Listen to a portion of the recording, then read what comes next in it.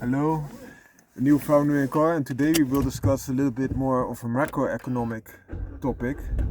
Swiss sports starting up with the HKS exhaust system. But today we will discuss a little bit more macroeconomic topic, namely what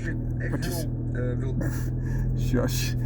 Especially what you see in the Netherlands is that, but there are many places like this. Also, for example, New York and London, Hong Kong. What you see is once the rent drops, the interest rate drops when you lend money. So the interest is lower when you rent money. You see that people increase their standard of living. Yeah? Why? They think they can now. How do you say this in a gentle way? Now they are able to allow themselves to be spoiled a little bit more because it can be done, because they can just lend money from someone else, and because the drawback of that is that because you have to pay back the money and plus interest, and the interest part is now lower. So especially if you can divide that paying back of money over a longer period of years, for example 30 years, you can just increase your debt and therefore acquire something that you could not without that. So you speculate a little bit when you take a loan. And this thing is causing, in itself, is causing that the price rate of those houses, that for example the most expensive item that they are able to acquire in that way, are increasing. And that's different when the interest rate is dropping to a lower point. It's not so that a glass of water or a car or a bicycle is getting so much more value added to it. But it is the case with houses. And why is that? Because they say, okay, there's more demand, more people want to acquire this house, we have a wider scope of people that could pay it now, and therefore we just increase the price. And by increasing that price, you have, for example, in the Netherlands, you could buy a home for 300,000 euros, an example, and the real value of that home and the land it's sitting on might be only 100,000 euros. So because this effect is put up on earlier effects like that, you get an exponential effect, and that exponential effect in reality means that you are being robbed for approximately 200,000 euros because you buy something for the price of 300,000 euros, which only has a real intrinsic value of 100,000 euros. So you're overpaying 2/3 and only get 1/3. And as long as this system keeps rolling on, you can still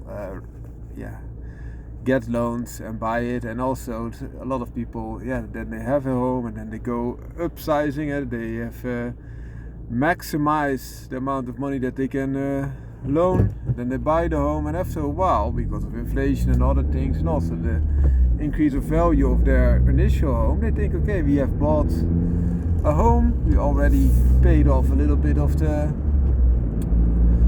mortgage that we had on the home, and also the home is increased in value. Now we can go to the next level and do this again. But the thing is, because the prices are rising that rapidly, so for example a home of 300,000 euros could be next year an additional 10% higher. So they feel like fear of being left out, or missing an opportunity, FOMO, fear of missing an opportunity. So this increases the effect even more, because that's even more demand, and they will buy another home more rapidly, especially if they have failed for several attempts, or they are bidding and they are overbid, so someone places a bigger bidding that overrules theirs, and therefore they're not getting a home. And the only alternative that they then have is renting, but also the rents will increase because the home prices increases. that dramatically. So the thing is, if someone is not able to buy a home at T is 0, so for example this year 2022, if they want to buy the same home the next year, they might, instead of 300,000 euros, might be having to pay 330,000 euros, so 10% increase, etc. And no normal family or no normal employee is able to save 30,000 euros net, so after taxes, in a year. That's not a normal rate of saving. So only the happy few are able to buy homes in the future. And you could always look at other places, for example, go a little bit further from the main cities and therefore widen your scope, and also that will reduce the price. But because you are coming then to those other places in time will also become more costly. and by becoming more costly, the problem is just put to another place, another dimension. You're just moving the problem from one space to the other. So it's not a real solution, regardless of what people are thinking and hoping. And of course you have to do something, but in time this will become bigger and bigger, this problem. And that's where we're sitting here. So Founder and Car gave you a little bit of insight, and also perhaps another point that you want to know is what to do with it.